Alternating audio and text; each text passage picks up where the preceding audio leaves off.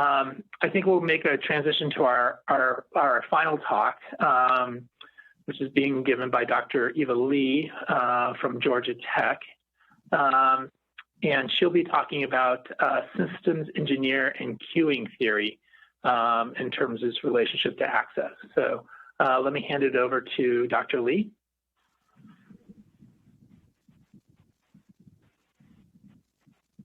Thank you, David. Is it okay? Can you hear me? Yes, hear you well. Okay, thanks. I think like many of the speakers provide really excellent comments about all these access. So I'm going to look at it from the system view and looking at access and how can we actually really accomplish the best results. And there has been like discussion about face-to-face traditional access of care, community care, patient home, and there's telemedicine and telehealth, and that really took off because of COVID-19.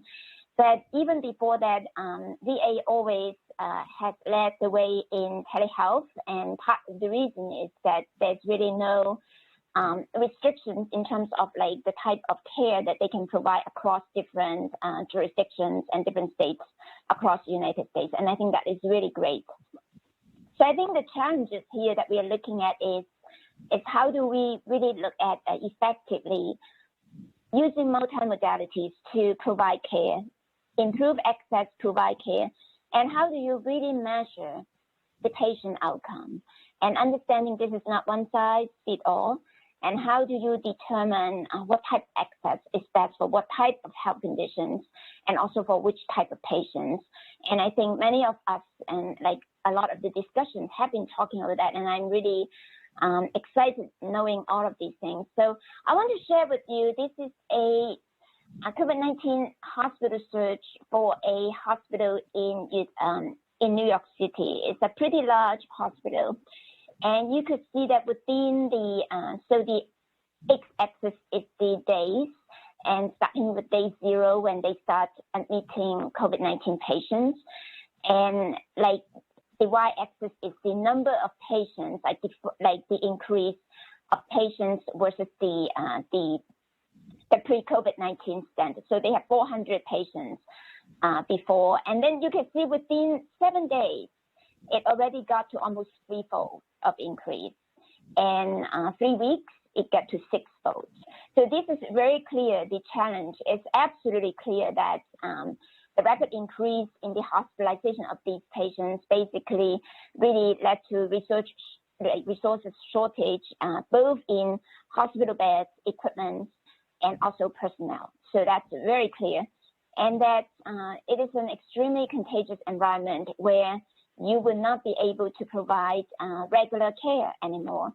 And those regular care is being sidelined, except some of the patients, like cancer patients, remain in the hospital, like they do have care in the hospital. And providers, some of the providers were quarantined, and in fact, 50% of the providers, healthcare workers, were infected at some point during the care of the COVID-19 patients. So you're talking about you do not have the full set of resources that you think you have. And clearly the emotional and mental fragility of the patients as well as providers cannot be overemphasized. So I think it's truly like, I really like the Dr. Scout talk about how all these care is being given using telemedicine, and truly it is implemented in every single level, in hospital, outpatient care, specialty, and primary care, and in the ED, in the ICU, in the operating room, and all of which we saw a huge amount of those surge in telemedicine. I think that is remarkable, and hopefully, of course, in a sense that was the EUA allowing different type of providers from different states to be able to really chime in and provide such type of care. So I think that's really remarkable, and hopefully it will be able to sustain those type of activities. So if we look at it, it's that the major barrier has been removed, and hopefully, like I say, in the regular setting, as we go back to the normal, setting that we will be able to also see such type of advances and continuity. Then if we look at the VA part, and I think the Dr. Hayworth and Dr. Kirsch has already mentioned that, I think it's remarkable in terms of the type of engagement that you see from the provider side as well as the demand and the patient side. So patients are very eager to get services and in different type of form and shape and different type of modalities. And I think this is really wonderful.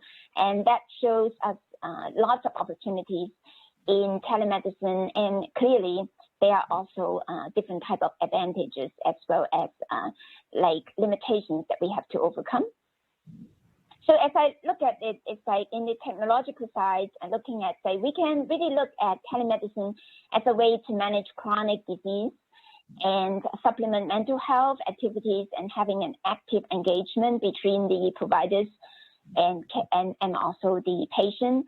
And it can supplement primary care. It could provide access, quick access and timely access to emergency medical needs. And it connects the providers and patients. I think that part in itself is critical. And especially when patients may be isolated and they really would like to be able to contact their providers and being able to communicate their needs and everything. So on the other hand, there are some limitations. It looks like Dr. Hayworth and already through some of those, and that's saying that technology could be able to advance that.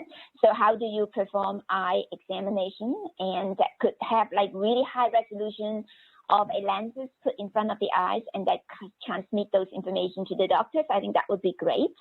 How do you examine hearing of the, like how do you do dental care? Now that is tricky. I don't know how to do like dental hygiene and cleaning and all of these, but nonetheless, it is a very essential and critical part of the wellness and health of an individual and of the veterans.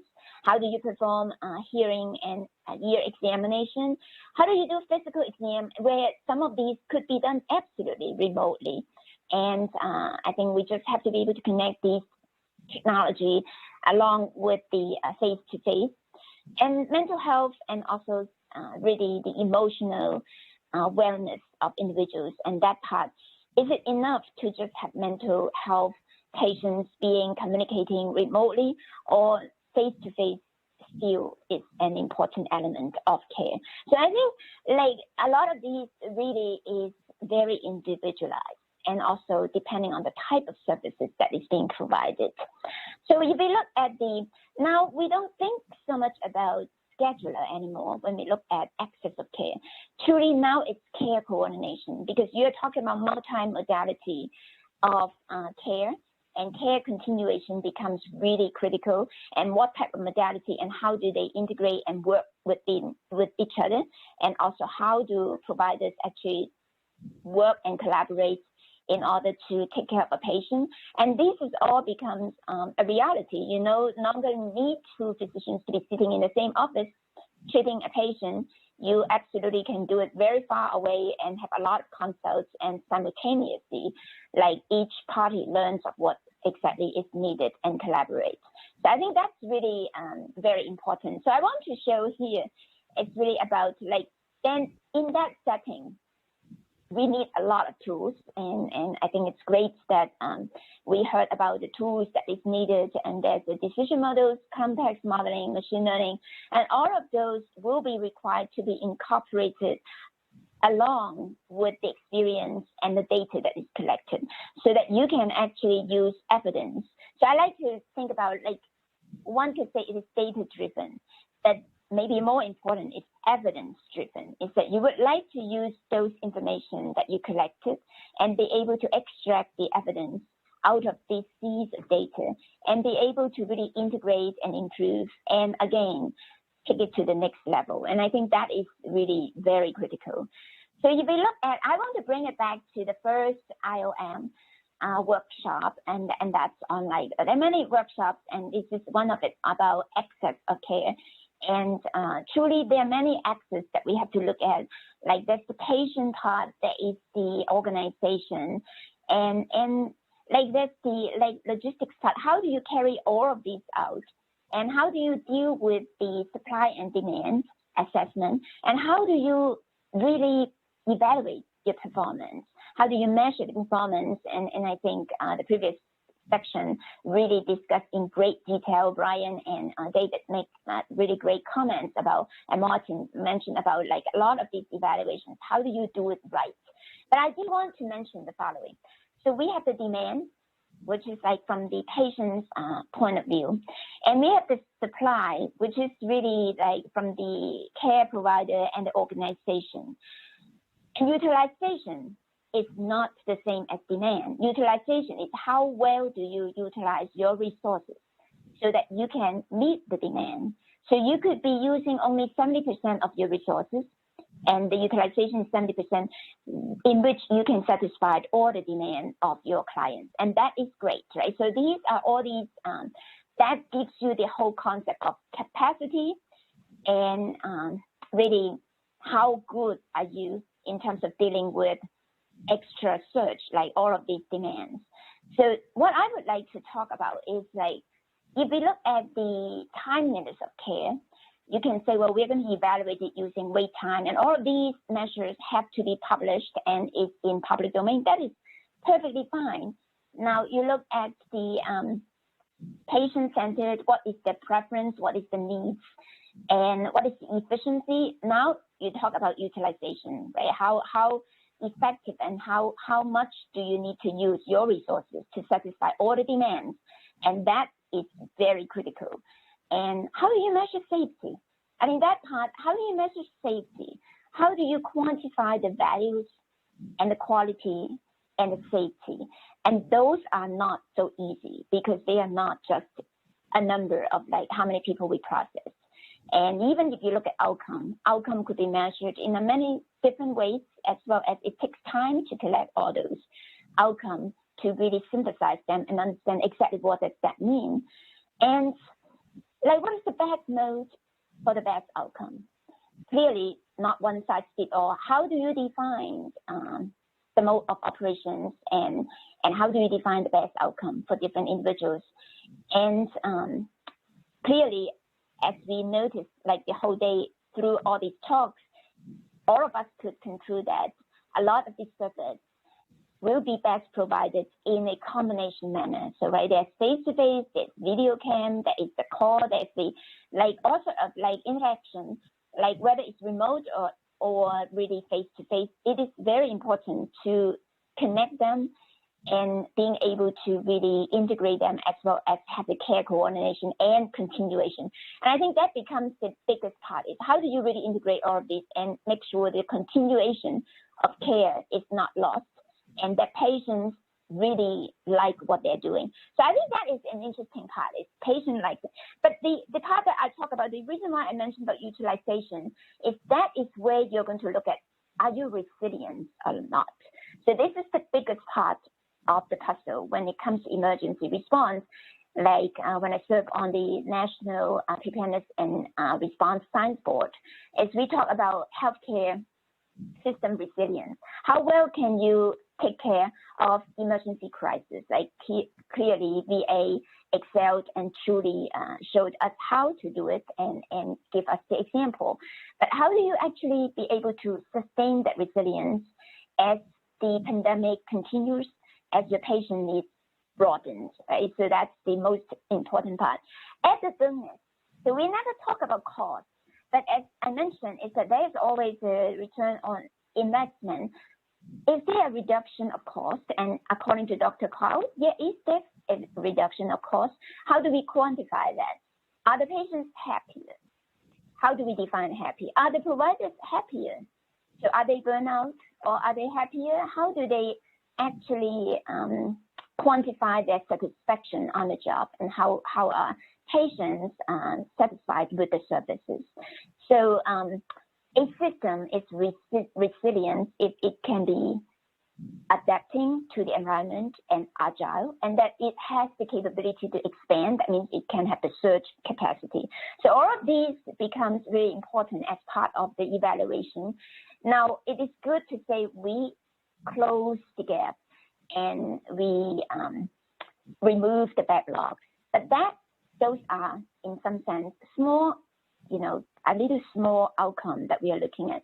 In the long run, you're looking at how do we sustain it so that the demand, as the demand changes, you also are able to satisfy the new and different type of demands, and that you are able to deal with the vulnerable population in which their needs may be different, and that you can anticipate their needs instead of responding to their needs. So I think that's important, responding to a needs versus anticipating the needs. So some of these challenges, and I have a big graph that I thought it would be nice to see how the systems view, but now it's just turned into just words here, is that we definitely notice that technological advances is absolutely evolving, and it is not going to stop. It will continue to evolve. So I thought it is interesting about what has happened to VA as well as across all the hospitals in telemedicine. Now the demand is that you must be able to understand like everything that has happened to all these care, and how do you use this information to figure out the characteristics of success and shortcomings, both in the patient type and the care, the clinical process, and disease types, and uncover the outcome patterns. That's very important. Now, you may already notice the outcome, but you have to look at it in a systematic way so that you've got a good idea of like how to anticipate the next wave of advances. How do you personalize and optimize individual care? And I do believe that most of this care is going to be personalized and based on the needs and the existing conditions of the health, and how do you personalize it and optimize it for the best of the individuals? How do you uncover providers' experience, the strengths and the weaknesses, and really face it like not so much about blaming anyone, but trying to face it so that in the system view, you get the best performance. And of course, in every single step, you are optimizing the system performance for the patients, for the providers and organizations. And I have to really focus on this, is that patients, of course, have to be happy, but providers possibly, they cannot be burnout and they cannot be traumatized. And this, the psychological and emotional fragility of the providers because of the COVID response cannot be overemphasized. I saw lots of doctors, nurses, and they really were traumatized by the experience, what they have gone through. So I think that is part of what we have to know. So this big chunk of analysis must be carried out, and it's a great opportunity, but it is also a great challenge. And how do you take that into the care coordination and integration? And the metrics to measure outcome cannot be overemphasized, and Martin and Brian have talked about that beautifully. And now we obviously need to measure outcome. If we cannot measure outcome, then what is there to report, and how do you say it works or not working, right? So, but on the other hand, I think metrics itself can be in many different forms, and I think there are metrics that you have to provide to the public. But more importantly, I think the metrics have to be really specific to what are you looking at? Like, are you looking at just the timeliness, or are you looking at quality? Are you looking at like how patients respond, or how they really mentally being strong and being resilient to all the health challenges that they are facing? So I see that there's a lot of opportunity that VA is able to, their success is able to transform beyond the VA and really taking that to the private sectors, because I think there's a lot of learning, and VA is always the one that try a lot of these new things and being able to really inspire others. So I think this is great. And the fact that they are able to really provide the services for other sectors during the COVID-19, I think it's remarkable. So I think this is the last slide, I believe, right? Is that right? Yeah, I think that's my last slide. And I'll be happy to share some of the experience. We have some of the implementation I do want to mention, like in terms of the success. So it's a lot of opportunity looking at personalized approach and predicting complexity of patients and optimize and personalize their care. And also really optimizing. Now your care clinic workflow becomes so much more complex, because it includes remote as well as inpatient, and you have to combine all of this to really optimize the resource allocation. You want to really uncover hidden signs and patterns that allow you for early diagnosis and intervention. And how do you identify patients that are more susceptible to COVID-19 or infectious disease? How do you predict outcome so that you can really prevent deaths? How do you understand the priority queues? And as you notice now, your scheduler or the care coordinator have a lot bigger task to integrate all these modalities so that they provide the best consultation and the best openings or opportunities to see the providers like at the earliest possible time, or seeing the doctors that they like. So there's a lot of advances that I think I see, and it is a very exciting time. Clearly, this is the right time and the right place to do it. And I'll be happy to provide more information. Thank you.